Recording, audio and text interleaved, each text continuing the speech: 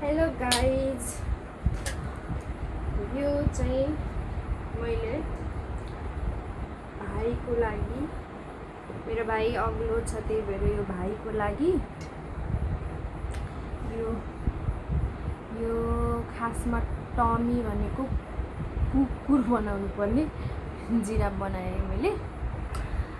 अनि यो मेरो भाइ एक्चुअली यो टमी मैले बनाएको, यो भाइकै हो नि, यसको नाम लेखेको छ। यो चाहिँ दिदीको लागि नाम मात्र लेखेको छु। अनि केटी लेडिज यो चाहिँ मैले खासमा ल्याएको थिएँ 1-2 वर्षसम्म, कति वर्षसम्म चाहिँ राख्नलाई। अनि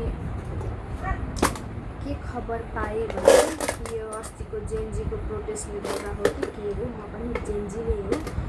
अनि 500 र 1000 को नोट चल्दैन भन्ने हल्ला पाएँ, मलाई फिक्स थाहा छैन तर हल्ला पाएँ। अनि अब कहिलेसम्म डेट हो यो साट्ने केही पनि थाहा छैन, त्यही भएर मैले चाहिँ जे सब दसैँको लागि युज गर्नु पऱ्यो भने यही पैसा युज गर्छु भनेर निकाल्न लाग्यो। अनि त्यसपछि चाहिँ अब अर्को नयाँ आउँछ, के आउँछ थाहा छैन, त्यो आयो भने चाहिँ राम्ररी फेरि सेभ गर्छु। यो चाहिँ मेरो जुग्यो होइन, मैले त्यहाँबाट लिएर आएको थिएँ। अनि यो मेरो खासमा फर्स्टमा एउटा मेरो थियो, अनि पछि मैले चेन्ज गरिदिएँ, यो आफ्नो बनाएँ। तर के गर्ने, टाइममा यहाँबाट चाहिँ निकालिहाल्छु कि सानो खुट्टाको छ, यहाँबाट चाहिँ मैले निकालिहाल्छु। यसको यस्तो सानो चाबी छ कि चाबी। अनि यसले खोल्ने हो। फर्स्टमा मेरो खुट्रुके देखाउँछु। मेरो खुट्रुकेमा चाहिँ केही पनि छैन, सब सकाइहालेँ मैले अस्ति। एकचोटि मलाई यस्तो इमर्जेन्सी पैसा चाहिरहेको थियो अनि मैले चाहिँ निकालेर फालिदिएँ। यस्तो डल्लो राखेको कि अब यसमा माथिरको, अनि यसमा चाहिँ एउटा च्यातेको पैसा छ, खै किन राखेको छु मैले चाहिँ, राख्न चाहिँ राखेको छु। अनि मैले चाहिँ खुट्रुके खाली नगरौँ भनेर 5 रुपियाँ छोडेको बस्ती, नत्र यत्तिकै पैसा छ। अब यो दुईवटा फुटाउन यस्तो माया लागिरहेको छ, कसरी फुटाउनु होला, किनकि यो पैसा जतिमा किनेको थिएँ त्यत्तिको पनि नहोला। मैले फेरि किन्नुपर्छ। यो दुईवटा मैले ठुलो छानेर ल्याएको थिएँ कि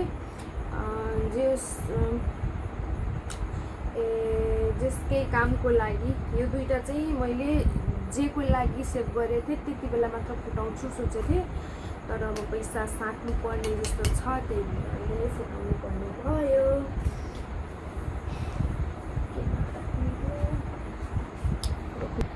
फर्स्टमा चाहिँ भाइको फुटाम। अनि मैले चाहिँ के गरेँ भने यो अस्ति नै किल्ला गर्नलाई, यो ऐनाहरू राख्नलाई किल्ला गर्नलाई चाहिँ मैले ल्याएको थिएँ। यो तल अङ्कललाई मागेर। फर्स्टमा चाहिँ दिदीको परेछ। मेरो दिदीलाई पहिलेदेखि फुच्ची भन्थ्यो, त्यही भएर फुच्ची नै भन्छौँ। फुच्ची चाहिँ निकनेम हो उसको, त्यही भएर फर्स्टमा उसको फुटाम। फुट्दैन, चर्कियो, मेरो मुटु पनि चर्कियो।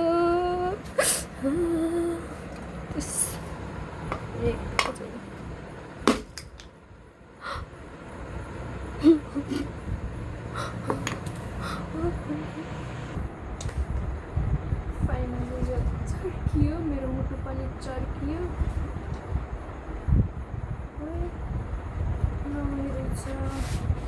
यसरी हुनुपर्ने हो।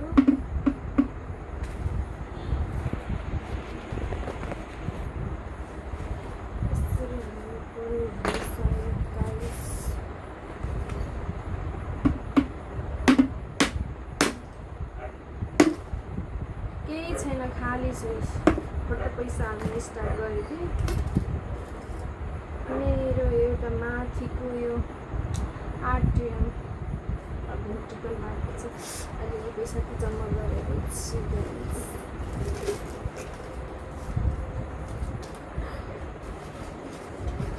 जे अलिअलि त गरेरै छु, तर यतिको लागि यत्रो फुटाउनु पर्यो। अब यसको भरपाई कसले गर्छ? एउटा चाहिँ केपी ओलीले, एउटा चाहिँ प्रचण्डले, एउटा चाहिँ शेरबहादुर देउपालाई। प्लिज हामी तिनैजना दिदीबहिनीहरूलाई एउटा एउटा खुद्रुके, एउटा दिदीलाई, एउटा भाइलाई, एउटा मलाई किनिदिनु होला। कृपया यति त 200-300 त आउँछ, किनिदिनु होला। पैसा चाहिँ म एकछिनमा देखाउँछु भनेर भन्दैन, पैसा जस्तो चिज म देखाउँदैन। यो चाहिँ मेरो भाइ, यसले मलाई अस्ति रिस उठाएको थियो ला तेरो टाउको।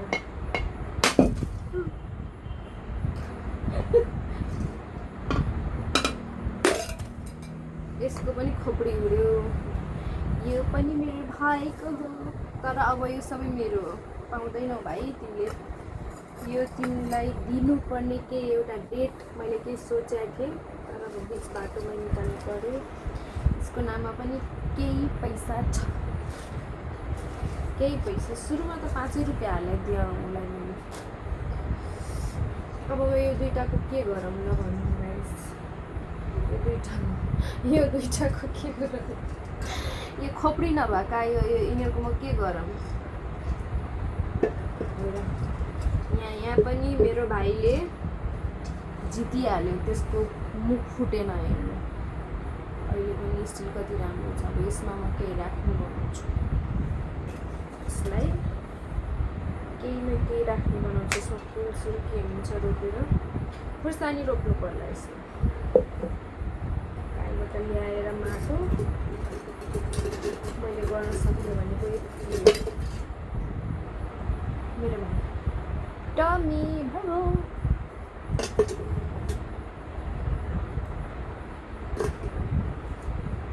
यस्तो राम्रो बनाउँथेँ मैले। सो एकचोटि चाहिँ म यो फुल फालेर आउँछु, अनि म देखाउँछु कति भयो भनेर। कति भयो? अब मैले के सोचेर यो खुट्रुक्यामा बनाएको थिएँ। हालत यस्तो छ होइन, तर भाइ अब तिमीले मैले सोचेको कुरा पाउनेवाला छैनौ। लगन्छु है। तर कोहीले भन्नुहुन्छ मलाई हिसाब किताब आउँदैन। गाइस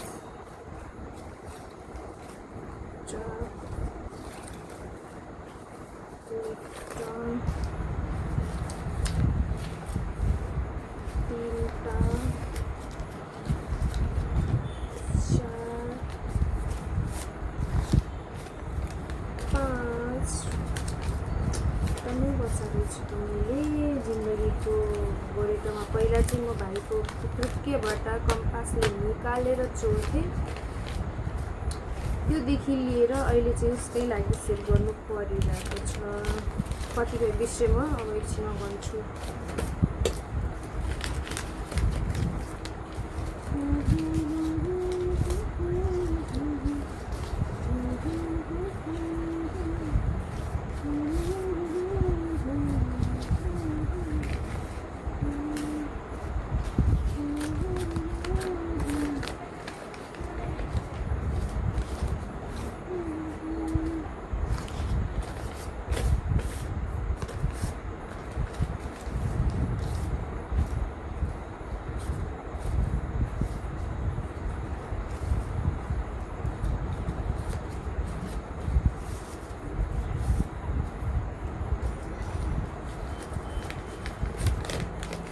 पछि फेरि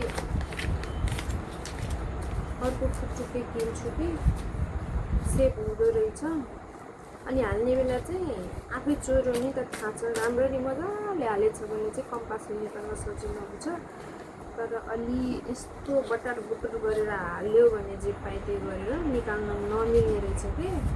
यो चाहिँ म चोर मान्छेको ट्रिक। तर मैले आजकल चोर्दैन, पहिला सानोमा चोर्थेँ कि। भाइले मम्मीले राख्न दिन्थ्यो एउटा खुट्रुक्यामा, अनि मैले निकाल्थेँ। रुपियाँको चाउचाउ किनेर पकाएर खान्थ्यौँ। त्यही हो। अनि अब हेरौँ कति हुन्छ। मैले चाहिँ केही हाल्ने नभए पनि एकचोटि बिचमा हाल्न छोडेँ। मैले 2-3 महिना भइसक्यो। 5 रुपियाँ 10 रुपियाँ पनि बिचमा हाल्न सुरु गर्दै थिएँ कि केही नभए पनि यति त केही हुन्छ भनेर सकिन्छ नि त खाएर। यो रुममा बस्नुको कहानी घरिघरि 10-20को पनि रहेछ कि सबै नोट रहेछ। एउटा हालेर छु, मलाई नै थाहा थिएन। मेरो आवाज बिस्तारै आइरह होला किनकि म ड्युटीदेखि आएको सिधै खुट्रुके फुटाइरहेको छु। बिचमा म पार्लर गएको थिएँ। मेरो यस्तो राम्रो कपालको कलर थियो मेरो पहिलाको भिडियो हेर्नुहुन्छ भने। यो चाहिँ मेरो आफ्नै ढङ्गले हल्का क्रिम कलर एड गरेको, यो त कालो क्रिम भयो। मन परेन मेरो यो फ्रुट रङ, मन परेन कपालको। कति भयो भनौँ है। 1 2 3 4 5 6 7 8 9 10 11 1 2 3 4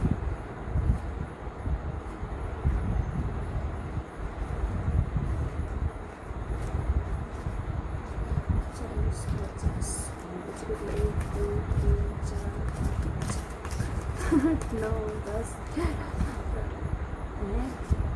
मैले साँच्चै राइट गरेँ क्या हो, मलाई पैसा गर्न आउँदैन। 1 2 3 4 5 6 7 8 9 10 11 12 त्यसपछि 13 छ।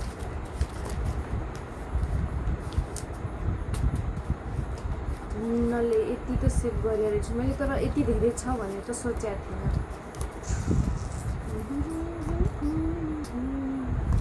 इतना सारा होगा मेरे को पता नहीं था, इतना ज़्यादा निकलेगा मेरे को पता नहीं था। मलाई थाहा थियो त सोचे यति धेरै भइहाल्छ भनेर।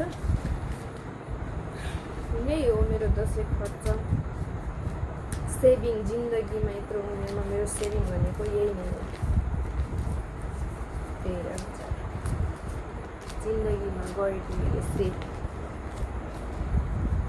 यदि यो पैसा साट्ने कुरा चाहिँ रियल हो कि होइन भनेर मलाई कमेन्टमा भनिदिनु होला। मलाई साँच्चै थाहा छैन। मैले सुनेको भरमा यो आफ्नो सम्पत्ति फुटाइदिएँ। सो यो कतिको यो रुमर कतिको ट्रु हो कि होइन प्लिज गाइस भनिदिनु होला। मेरो आँखा निन्द्राले यस्तो भइसक्यो। Okay bye, thanks for watching.